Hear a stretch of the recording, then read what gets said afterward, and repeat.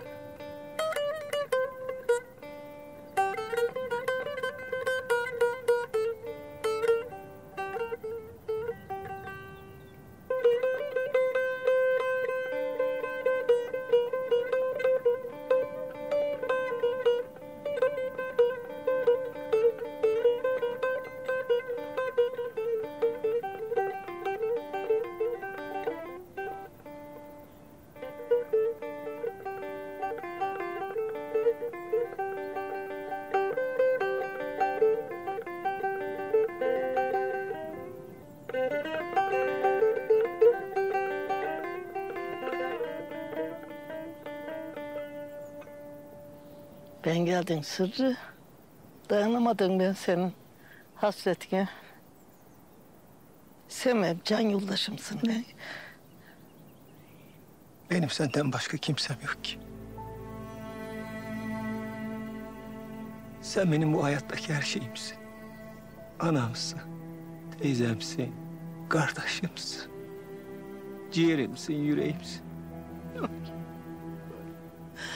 Oy Sırrı, oy. Bundan sonra burada yaşayacağız. He mi Sırrı? İyi. Hani Sırrı hep adalet, adalet diyoruz ya. İşte olmuyor. Bazen de olmuyor. Ben Gülümser'inden, Mehmet'inden sonra bir de Gonca'mı kaybedemem. Sırf senin esirin derler ama söylediğin vakit sen onun esiri olursun. Bu sırrı saklamak bizim için en büyük imtihan. Amel defterimiz gari günahlarla dolup taş çekenme. Ben Gonca kızımı ateşlere atamam. Yapamam. Yapamam işte.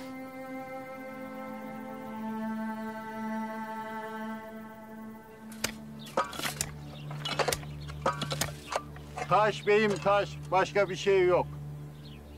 Devam edecek miyiz Fuat Bey? Devam. Daha kazacak çok yerimiz var.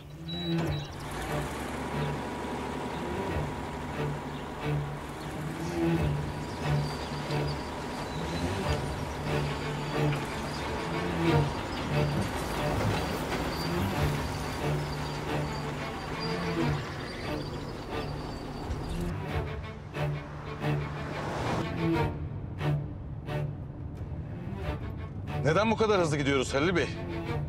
Maazallah kaza yapacağız. Acele giden ecele gidermiş. Asıl acele etmezsek ecele gideceğiz. Sen onu anlamadın.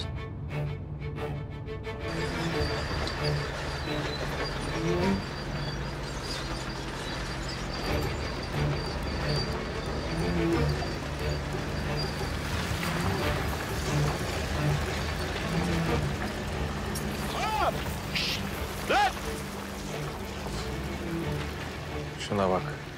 Nasıl tutuşmuş geliyor. Ne yapıyorsunuz siz ya? Ha? Siz burada ne yapıyorsunuz? Ne yaptığınızı bir sorabilir miyim sizin? Ne yapıyorsunuz siz?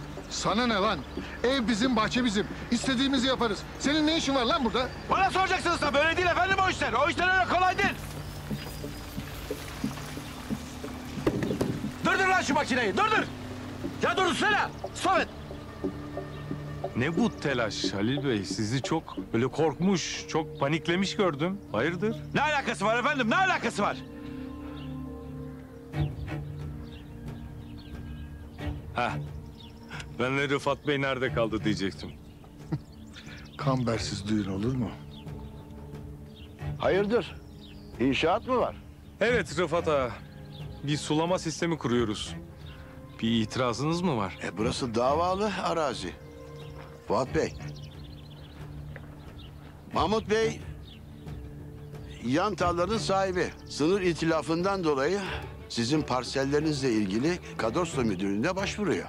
Ayrıca mahkemeye de giderek tespit davası açıyor. Öyle değil mi Mahmut Bey? Evet, öyle Rıfat Bey. Bir belge, izin. Buyurun. Efendim, ben aslında yan taraftaki evi de sizin bir tanıdığınız olan Arda Bey'e kiraya verdim. Ya gördün mü?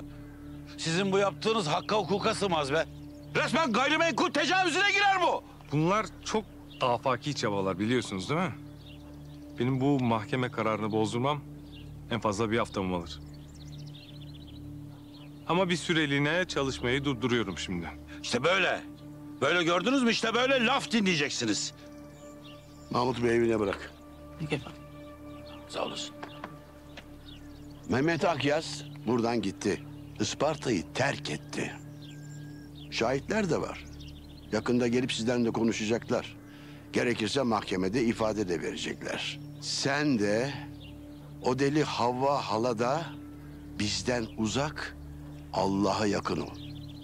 Rıfat Atabey. Sen yaşlı bir kadını şirketinden yaka paça dışarı attıracak kadar zavallı bir adamsın. Yaptıklarının hesabını sana bir bir soracağım için korkuyorsun. Bu kadar laf kalabalığı yeter. Yürü Halil. Gidelim baba.